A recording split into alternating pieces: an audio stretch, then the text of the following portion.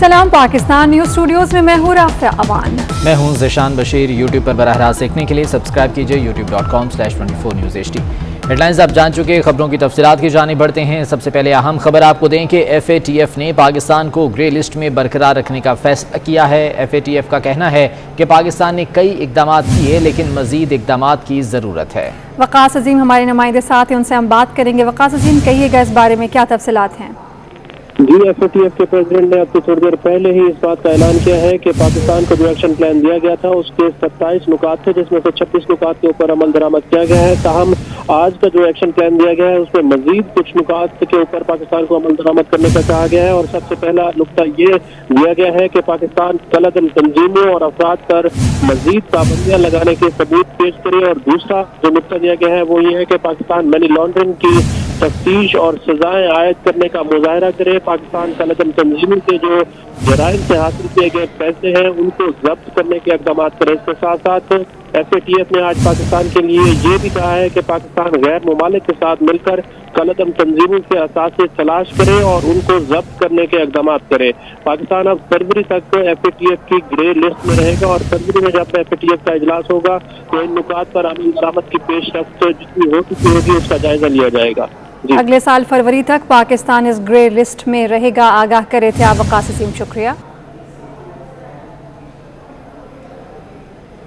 रुपए के निगरान डॉलर पर मेहरबान हो गए। 5 माह में पाकिस्तान का कर्ज 2500 अरब रुपए बढ़ गया, लेकिन गवर्नर स्टेट बैंक रजा बाकर को ओवरसीज पाकिस्तानियों की फिक्र सताने लगी। कहते हैं रुपए की कदर गिरने से ओवरसीज पाकिस्तानीज को फायदा पहुंचा है। महंगे डॉलर से महंगाई कितनी बढ़ी, रजा बाकर ने ये नहीं बताया। रजा बाकर साहब, आप स्टेट बैंक ऑफ पाकिस्तान के गवर्नर हैं, मतलब सबसे बड़े ओहदेदार, रुपए की निगरानी के जिम्मेदार।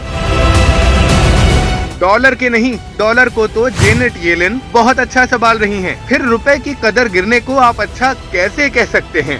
अगर रुपया इस आर्जी प्रेशर की वजह से गिर रहा है, अभी जो ओवरसीज पाकिस्तानियों की फैमिलीज पाकिस्तान उनको क्यों फायदा होता है?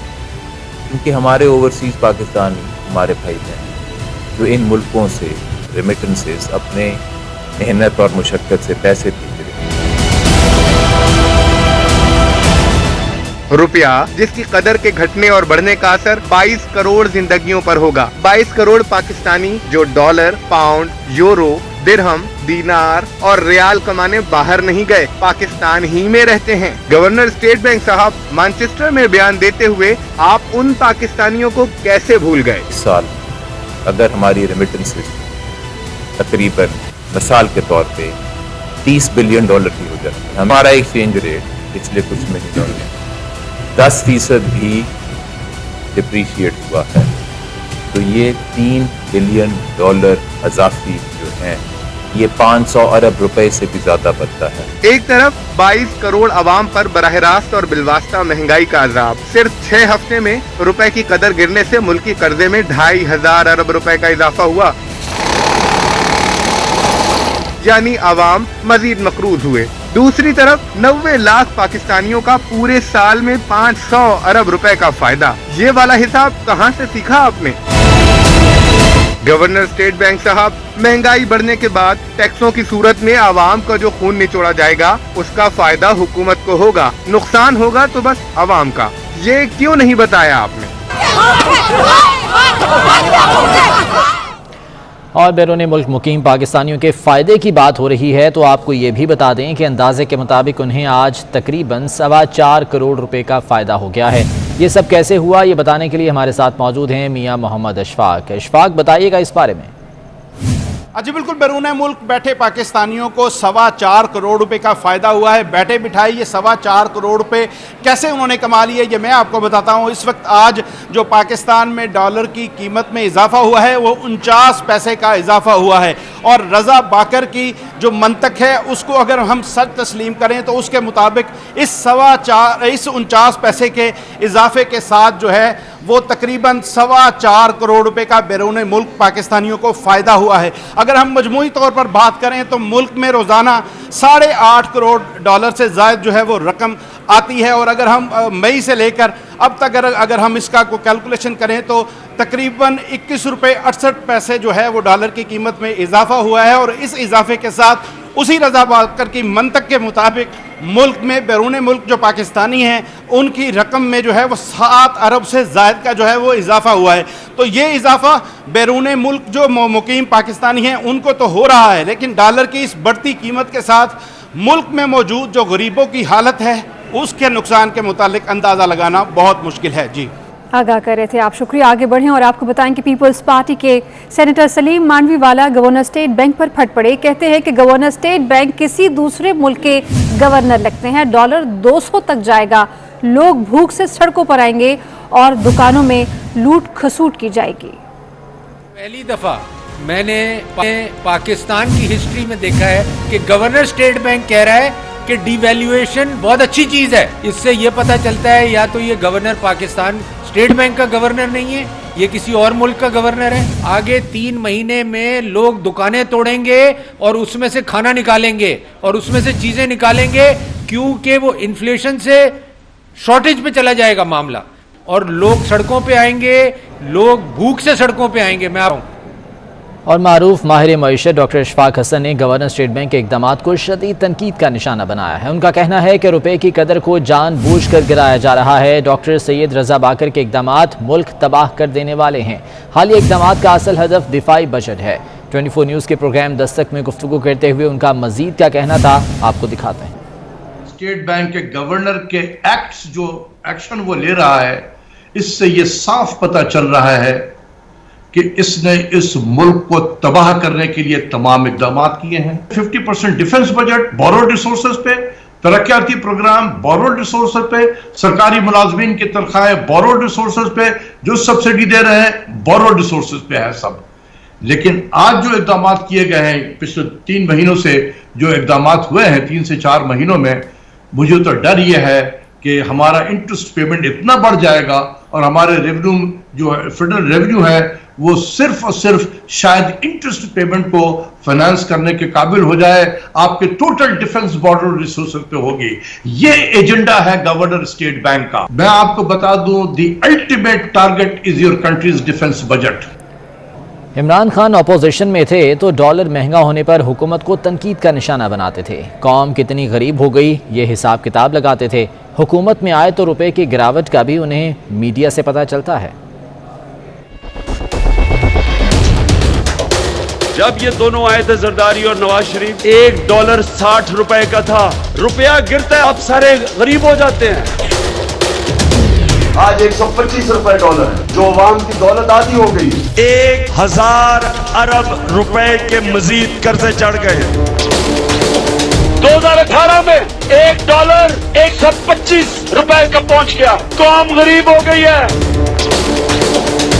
इसमें कोई घबराने की जरूरत नहीं है। तो मुझे न्यूज़ के ऊपर पता चला रुपया गिरा।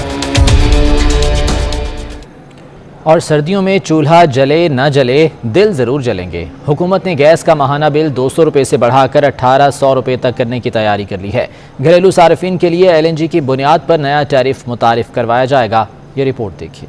के लिए एक और बुरी खबर, बिजली और पेट्रोल के बाद हुकूमत की गैस के बिलों पर नजर। हुकूमत ने गैस के बिलों में 100-200 नहीं, पूरे 1600 रुपए बढ़ाने की तैयारी कर ली है। गैस का माहाना बिल 200 से बढ़ाकर 1800 रुपए तक करने की तजवीज सामने आ गई। घरेलू सार्फिन के लिए LNG की बुनियाद पर नया टैरिफ मुतारिफ कराया जाएगा। हुकूमत ने सार्फिन पर बोझ डालने की तैयारी शुरू कर दी। LNG और कुदरती गैस को मिक्स करके नया टैरिफ बनाया जाएगा। घरेलू सार्फिन गैस की कीमतों में मुमकिन इजाफे पर तड़प उठे। ये तो तरह तरह नाइंसाफी हो रही है। खान साहब जाने दे, अब तो हम रो रो के भी मरने वाले हो चुके हैं। तो तब्दीली लानी थी, आपने तो मुल्क का बेड़ा गर्क कर दिया है जनाब। दीगर गवर्नमेंट जितनी थी वो पेट्रोल और इलेक्ट्रिक बढ़ाती थी, गैस कोई नहीं बढ़ाता था। ये पहली गवर्नमेंट ऐसी आ गई कि जिसने जो है वो घरेलू सार्फिन के पर भी गैस का बिल जो है वो इतना बढ़ा दिया है कि वो भरने के लिए काबिल ही नहीं रहे। अवाम को फुटपाथ पे लाना चाहती है। एक गरीब आदमी, एक गरीब तबका कैसे सर्वाइव कर सकता है, मुझे बताइए। जो 200 रुपए का बिल आता था वो 1800 रुपए का कैसे सर्वाइव करेगा। घरेलू सार्फिन का कहना है कि सर्दियों में पहले ही गैस नहीं आती, गैस महंगी की गई तो उनकी मुआशी मुश्किलात में मजीद इजाफा होगा। कराची के शहरियों के लिए दोहरी परेशानी। अशिया खुर्दनोश के साथ साथ बिजली भी महंगी करने की तैयारी की जा रही है कि इलेक्ट्रिक ने फी यूनिट ₹3.45 महंगी करने की दरखास्त कर दी। इजाफा सितंबर की फ्यूल एडजस्टमेंट की मद में मांगा गया है। मंजूरी की सूरत में सार्फिन पर 6 अरब 64 करोड़ रुपए का बोझ पड़ेगा। कराची के शहरियों के लिए दोहरी परेशानी बन गई है। अशिया खुर्दनोश के साथ साथ बिजली भी महंगी करने की तैयारी की जा रही है कि इलेक्ट्रिक ने फी यूनिट 3 रुपये 45 पैसे महंगी करने की दरख्वास्त दे दी है और ये इजाफा सितंबर की फ्यूल एडजस्टमेंट की मद में मांगा गया है। मंजूरी की सूरत में सार्फिन पर 6 अरब 64 करोड़ रुपए का बोझ पड़ेगा। आवाम पहले ही अशिया खुर्दनोश की कीमतों की वजह से परेशान है और अब बिजली भी महंगी होने वाली है। और पीटीएम कल मुल्क भर में महंगाई और बेरोज़गारी के खिलाफ एहतजाज करेगी। मुख्तलिफ शहरों में पीटीएम की जानिब से कायदीन और कारकुनान एहतजाजी मुजाहरे करेंगे। कराची में एम्प्रेस मार्केट से जुमे की नमाज के बाद एहतजाजी मुजाहरों का सिलसिला शुरू होगा, जबकि लाहौर में जैन मंदिर चौक से एहतजाजी जुलूस का आगाज़ होगा। सरगोधा, खुशाब, मियांवाली, बखर, झंग, जोहराबाद समेत पंजाब के मुख्तलिफ अजला और डिवीजन्स में एहतजाजी मुजाहरे किए जाएंगे। पेशावर, स्वात में भी एहतजाजी मुजाहरे मुतवक्के हैं। पीडीएम कल मुल्क भर में महंगाई और बेरोजगारी के खिलाफ एहतजाजी मुजाहरे करेगी। पाकिस्तान मेडिकल कमीशन के एमडी कैट इम्तिहान में करप्शन साबित हो गई। पेपरा ने प्राइवेट फर्म के मुतालिक 11 सफ़ात का तहरीरी फैसला जारी कर दिया है। इम्तहानात के लिए SAOR को दिए गए ठेके को गैर कानूनी करार दे दिया है। अजमत अवान हमारे नुमाइंदे साथ हैं, उनसे हम बात करेंगे। अजमत, कहिएगा क्या इंकशाफात सामने आए हैं? जी बिल्कुल, जो पाकिस्तान मेडिकल कमीशन के जो एमडी कैट इम्तिहानात में वो मुआयना जो करप्शन है वो सामने आई है और जो रिपोर्ट है उसमें कल का इंकशाफात सामने आए हैं। पेपरा ने एमडी कैट इम्तिहानात देने वाली निजी स्कीम के मुताबिक 11 सफ़ात का जो तहरीरी फैसला है वो जारी किया। इसके मुताबिक ये कहा गया कि पैनल ने PMC की तरफ से एमडी कैट इम्तिहानात के लिए निजी कंपनी SAOR को दिए गए ठेके को गैर कानूनी करार दिया। पेपरा ने एमडी कैट इम्तिहानात के ठेके को पेपरा रूल की खिलाफ वर्जी करार दिया है। तहरीरी फैसले में ये कहा गया है कि एमडी कैट इम्तिहानात के ठेके के लिए 14 कंपनियों ने PMC को दरख्वास्त दी, जबकि PMC ने खिलाफ कानून SAOR नाम निजी कंपनी को एमडी कैट इम्तिहानात का ठेका दिया, जबकि पेपरा की लाहौर हाईकोर्ट के हुक्म पर एमडी कैट इम्तिहानात और ठेके से मुताबिक तरीन साथ फैसला किया है। तलबा से इकट्ठी की जाने वाली फीस को भी पब्लिक फंड करार दिया। साथ में पाकिस्तान मेडिकल कमीशन पेपरा कवानीन पर अमल दरामद का पाबंद भी है। इसके साथ साथ PMC के पब्लिक फंड के सही इस्तेमाल का। ठीक है, अजमत अली अवान आगाह कर रहे थे आप इस हवाले से। मांगा कुछ मिला कुछ, फिर डेंगू बेकाबू ना होता तो क्या होता। लाहौर में डेंगू फैलाने की वजह बनने वाली हुकूमती नाअहलियाँ सामने आ गई हैं। डेंगू से निपटने के लिए 18,000 वर्कर्स मांगे गए थे, मगर महकमा प्राइमरी हेल्थ ने सिर्फ 500 वर्कर्स लगाए। 700 स्प्रे पंप्स मांगने पर 350 पंप थमा दिए गए। डेंगू तो फिर फैलना ही था। लाहौर में डेंगू क्यों फैला, चश्मकुशा हकायक सामने आ गए। लाहौर में डेंगू के खात्मे के लिए जनवरी में जो नफरी और सामान मांगा गया वो पूरा फ्राहम नहीं किया गया। ज़राए के मुताबिक महकमा प्राइमरी हेल्थ ने संगीन गफलत का मुजाहरा किया। जनवरी में 700 स्प्रे पंप्स मांगे गए, लेकिन अगस्त में पंप्स दिए भी गए तो सिर्फ 350, जबकि इस वक्त तक वायरस ने शहर को लपेट में ले लिया था। दूसरी जानिब शहर में डेंगू के मोहलिक वार जारी हैं। मजीद 3 अफराद दम तोड़ गए। गुज़िश्ता 24 घंटे में डेंगू के 266 नए मरीजों की तस्दीक हुई, जबकि 42 पुलिस एहलकार भी डेंगू बुखार में मुब्तला हो गए। कराची में 60 नए मरीज रिपोर्ट हुए। हैदराबाद में 4 नए केसेस सामने आ गए। खैबर पख्तूनख्वा में डेंगू का एक और मरीज दम तोड़ गया। सूबे में 139 नए केसेस रिपोर्ट हुए, जबकि इस्लामाबाद में मजीद 92, रावलपिंडी में 56 अफराद डेंगू से मुतासर हो गए। भारतीय रियासत उत्तर प्रदेश में पाकिस्तान जिंदाबाद के नारे लग गए। मीडिया रिपोर्ट्स के मुताबिक उत्तर प्रदेश के शहर नोएडा में निकाले गए एक मजहबी जुलूस में पाकिस्तान के हक में नारे लग गए।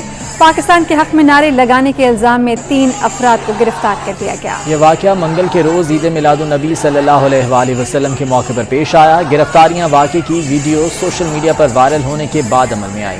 तफ्तीशी अफसर का कहना है कि किसी ने भारत के हक में लगने वाले नारों के दरमियान पाकिस्तान बोल दिया और हुजूम ने उस पर जिंदाबाद के नारे लगा दिए।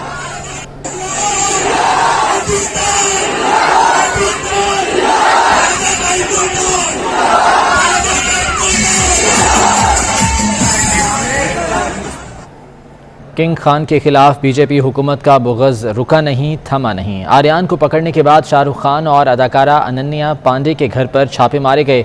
उधर किंग खान पहली बार जेल में बेटे से मिले तो ज़ुबान देर तक खामोश रही और आंखें बोल उठी। बॉलीवुड के किंग सियासत की भेंट चढ़ने लगे। बीजेपी की इंतहा पसंद सरकार ने आर्यन खान की गिरफ्तारी पर ही बस नहीं की और घरों पर छापे शुरू कर दिए। मुंबई में शाहरुख खान अपने बेटे से मिलने जेल पहुंचे तो नारकोटिक्स कंट्रोल ब्यूरो की टीम उनके घर छापा मारने पहुंच गई। एनसीबी ने अदाकारा अनन्या पांडे के घर भी छापा मारा। अनन्या पांडे आर्यन खान की दोस्त हैं।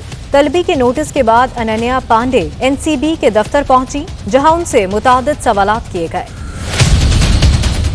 इससे कबल शाहरुख खान ने पहली बार जेल में अपने बेटे आर्यन खान से 18 मिनट मुलाकात की। आर्यन और शाहरुख एक दूसरे को देखकर जज्बाती हो गए और ज़ारो कतार रो दिए। भारतीय अदाकार और फिल्मी नाकिद कमाल खान भी आर्यन की हिमायत में बोल पड़े। कहा, कानून सबके लिए बराबर होना चाहिए, मगर इस केस में सिर्फ आर्यन खान को निशाना बनाया जा रहा है। मुझे लगता है जो भी कुछ किया जा रहा है वो जानबूझकर किया जा रहा है। जितने भी उनके सेक्शन लगाए गए हैं वो सब बेलेबल है, तो जाहिर सी बात है उनको बेल मिल जानी चाहिए थी। कानून के तहत जो होना चाहिए वो होना चाहिए था। और मुझे इस वक्त ऐसा लग रहा है कि शायद आर्यन के साथ जो है वो थोड़ी सी नाइंसाफी हो रही है, क्योंकि मुझे ऐसा लगता है कि अगर आर्यन की जगह कोई और होता तो उसको पहले दिन ही बेल मिल गई होती। दूसरी जानिब आर्यन खान की जमानत की दरख्वास्त पर मुंबई हाई कोर्ट में समाअत 26 अक्टूबर तक मुलतवी कर दी गई। इससे कबल अदालत ने आर्यन खान के जुडिशल रिमांड में 30 अक्टूबर तक तौसीह भी की है। न्यूज़ स्टूडियो से अब तक के लिए इतना ही। ब्रेक के बाद हेडलाइंस।